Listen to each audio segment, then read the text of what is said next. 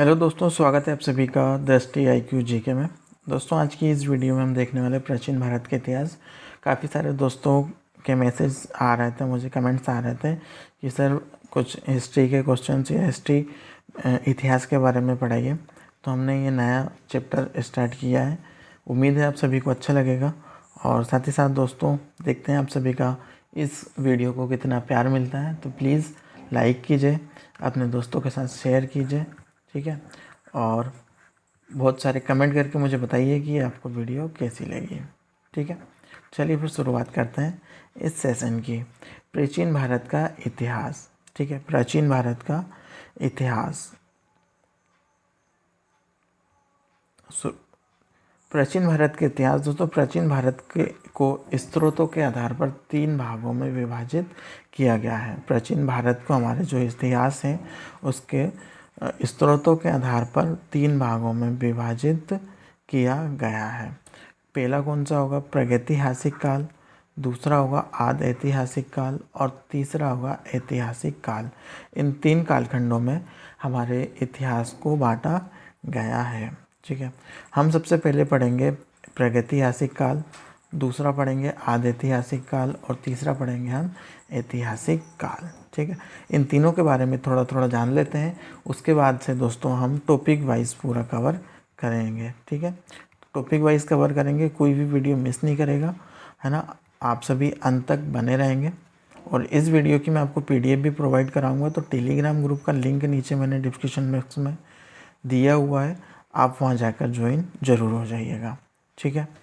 ऐतिहासिक काल दोस्तों, ऐतिहासिक काल वह कालखंड है जिसके लिखित साक्ष्य नहीं है, ठीक है। जो कि यहाँ के जो इस कालखंड में लिखित साक्ष्य नहीं है, ठीक है, जिन्हें हम पढ़ नहीं सकते। पुरातात्विक स्रोत मिले हैं लेकिन यहाँ पर कोई लिखित साक्ष्य नहीं मिला है। आदि ऐतिहासिक काल में दोस्तों, आदि ऐतिहासिक काल में लिखित साक्ष्य हैं पर पढ़ा नहीं जा सका अभी तक। जो भी जैसे कि हड़प्पा सभ्यता में जो स्रोत मिले हैं हमें, हम उन्हें ना तो पढ़ सकते हैं, मिले ज़रूर हैं लेकिन हम उन्हें पढ़ नहीं सकते। अर्थात ये जो सभ्यता है उसे हम हड़प्पा सभ्यता के नाम से भी जानते हैं, ठीक है। ऐतिहासिक काल में दोस्तों लिखित साक्ष्य उपलब्ध है और यहाँ पर जो कि वैदिक काल से आगे हम इसको जानते हैं, ठीक है। प्रागैतिहासिक काल का अर्थ की बात की जाए दोस्तों, तो इसका अर्थ क्या है? अर्थ है इसका इतिहास के पूर्व का युग, ठीक है। इतिहास के पूर्व का युग, ये भी याद रखना है आप सभी को। इतिहास के पूर्व का युग प्रागैतिहासिक काल का अर्थ है, ठीक है। प्रागैतिहासिक काल या प्रागैतिहासिक कालखंड को भी 3 भागों में विभाजित किया गया है, ठीक है। हम पहले पढ़ेंगे अब प्रागैतिहासिक काल के बारे में, ठीक है। फर्स्ट हेडिंग होगी हमारी प्रागैतिहासिक काल। ध्यान से सुनिएगा, कान खोलकर सुनिएगा सारे, ठीक है। मिस नहीं करना है, ध्यान पूरा बनाए रखना है। प्रागैतिहासिक काल वह कालखंड है जिसकी प्रातात्विक स्रोतों से प्राप्त होती है, ठीक है। इस समय इतिहास की जानकारी लिखित रूप से प्राप्त नहीं हुई है, ठीक है। जैसे कि यहाँ पर कोई लिखित साक्ष्य हमें प्राप्त नहीं है, अर्थात इस कालखंड को हम प्रागैतिहासिक कालखंड कहते हैं, ठीक है। 1820 में जैगसन थॉमसन ने प्रागैतिहासिक काल को 3 भागों में विभक्त किया था। अब यहाँ से दोस्तों कन्फ्यूज़न का दौर शुरू होता है। कन्फ्यूज़न का दौर यहाँ से शुरू होता है। 1820 में जैगसन थॉमसन ने प्रागैतिहासिक काल को 3 भागों में विभक्त किया था। फर्स्ट होगा पाषाण काल, ठीक है। कौन सा होगा? फर्स्ट होगा पाषाण काल, दूसरा होगा कांस्य युग और तीसरा होगा लौह युग, ठीक है। पाषाण काल में जो कि पाषाण काल से ही लग रहा है कि यहाँ पर मिट्टी का प्रयोग किया जाता था। कांस्य युग में जो भी धातु, तांबे की धातु रहती थी उसका प्रयोग किया जाता था। और लौह युग में लोहे का प्रयोग मानव किया करते थे, ठीक है। कंफ्यूज नहीं होइएगा। प्राचीन भारत के 3 स्रोत भागों में रिवीजन कर लेते हैं। 3 भागों में विभक्त किया गया है। फर्स्ट होगा प्रागैतिहासिक काल, दूसरा होगा आदि ऐतिहासिक काल, तीसरा होगा ऐतिहासिक काल, ठीक है। प्रागैतिहासिक काल में कोई लिखित साक्ष्य नहीं मिले हैं और आदि ऐतिहासिक काल में लिखित साक्ष्य हैं, लेकिन अभी तक उनको पढ़ा नहीं जा सका। और ऐतिहासिक काल में लिखित साक्ष्य उपलब्ध है और हम उन्हें पढ़ और सकते हैं। ठीक है। और इन तीनों को अब फर्स्ट हम पढ़ने वाले हैं प्रागैतिहासिक काल। ठीक है। प्रागैतिहासिक काल को वह काल है जिसकी प्रातात्विक स्रोतों से प्राप्त होती है। इसकी जानकारी प्राकृतिक स्रोतों से प्राप्त होती है। इस समय इतिहास की जानकारी लिखित रूप से प्राप्त नहीं हुई है। ठीक है। और 1820 में जैगसन थॉमसन ने प्रागैतिहासिक काल को 3 भागों में विभाजित किया है और इन्हीं की देन है। इन्हीं के द्वारा खोज की गई है प्राचीन इतिहास की। ठीक है। चलिए आगे बढ़ते हैं।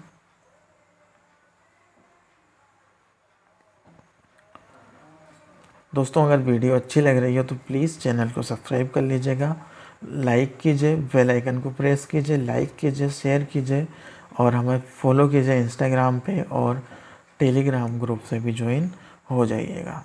ठीक है। आगे बढ़ते हैं। मैंने भारतीय पुरातत्व के जनक अलेक्जेंडर कनिंघम को भी कहा जाता है। ठीक है। ये भी आपको याद रखना है। ठीक है। अब मैंने यहाँ पर पाषाण काल को भी 3 उपभागों में विभाजित किया गया है। मैंने इस चार्ट के माध्यम से इसको 3 भागों में विभाजित किया गया है, जो कि हम इसको समझने का प्रयास करेंगे। पहला होगा आधार, दूसरा होगा पूरा पाषाण काल, ठीक है, मध्य पाषाण काल और नव पाषाण काल। ठीक है। पूरा पाषाण काल को भी 3 भागों में विभक्त किया गया है।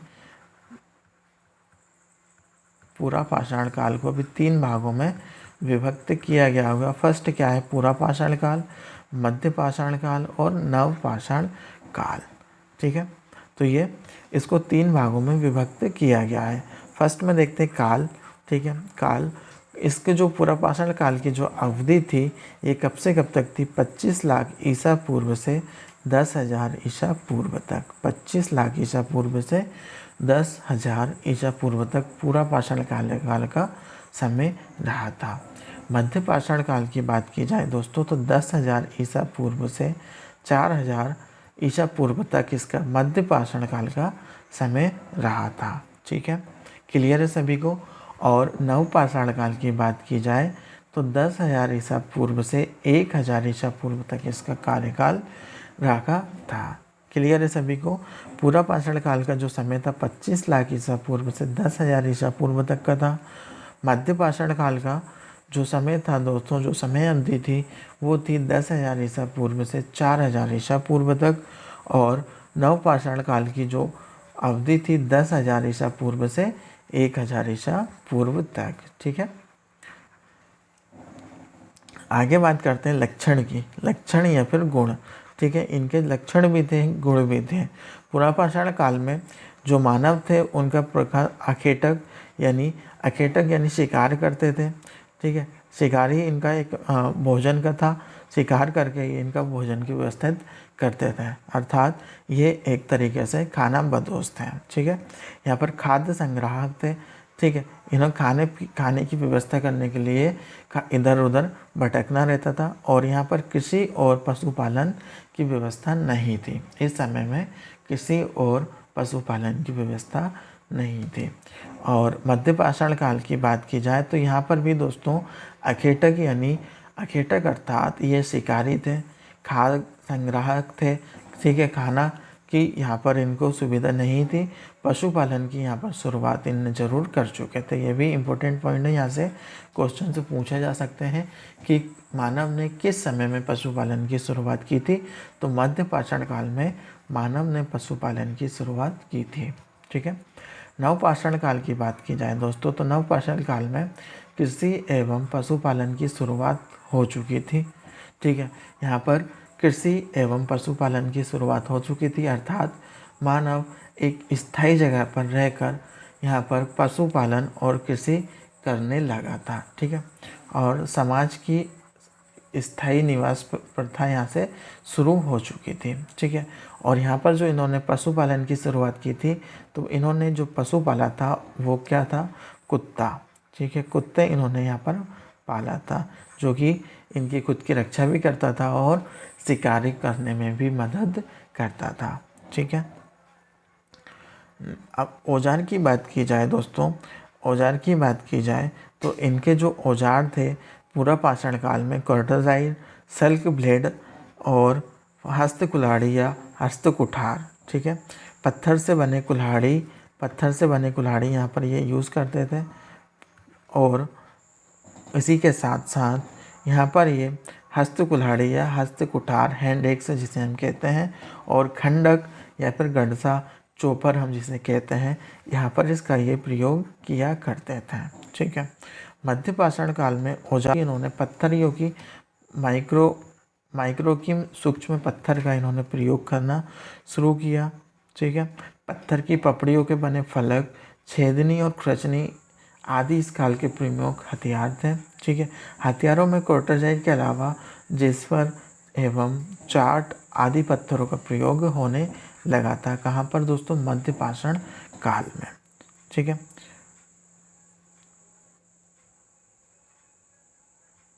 नवपाषाण काल की बात की जाए दोस्तों, तो यहाँ पर स्लेट के बने औजार यहाँ पर ये प्रयोग करने लगे थे। ठीक है, स्लेट के बने औजार यहाँ पर ये प्रयोग करने लगे थे, पत्थर की कुल्हाड़ियों का प्रयोग किया जाता था, और इस काल में मिट्टी के बने बर्तनों का ये प्रयोग करने लगे थे। ठीक है, आगे बढ़ते हैं।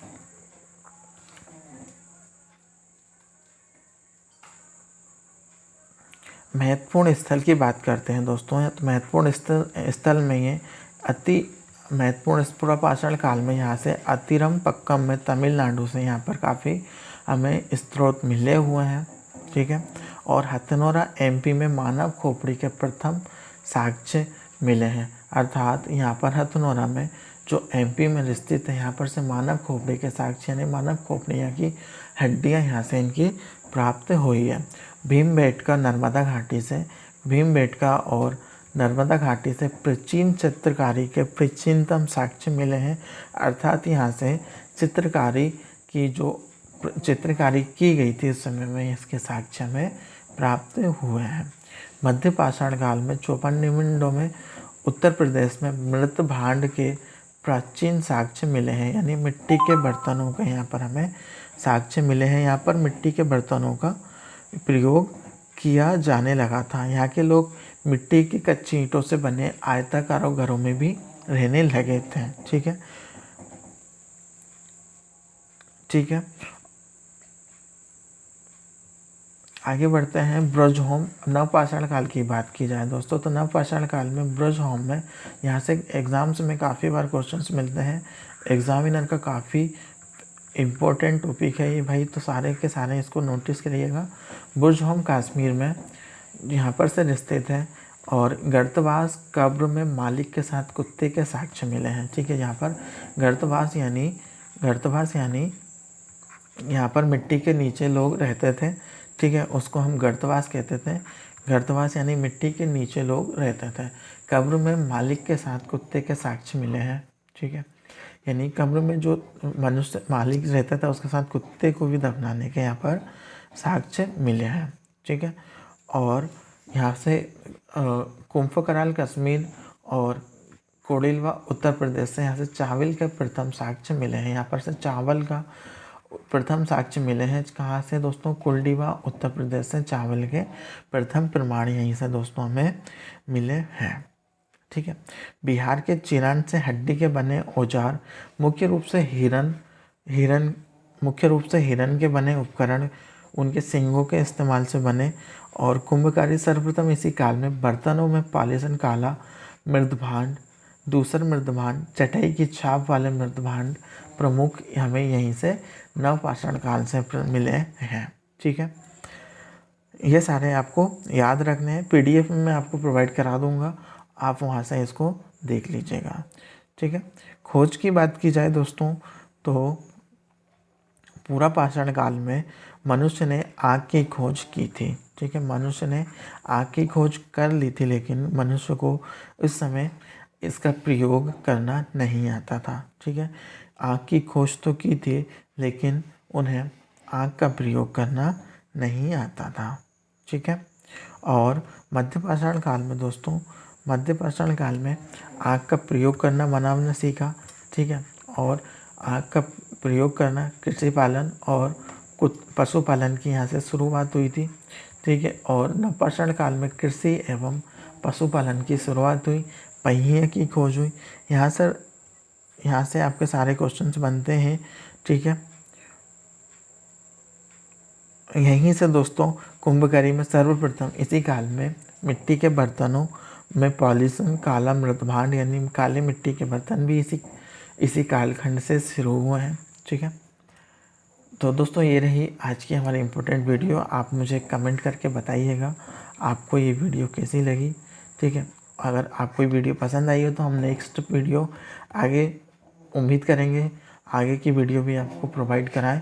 आप कमेंट करके ज़रूर बताइएगा कि आपको इस वीडियो कैसी लगी। लाइक कीजिए, शेयर कीजिए, अपने दोस्तों के साथ शेयर कीजिएगा और सब्सक्राइब कर साथ में बेल आइकन जरूर प्रेस कर लीजिएगा।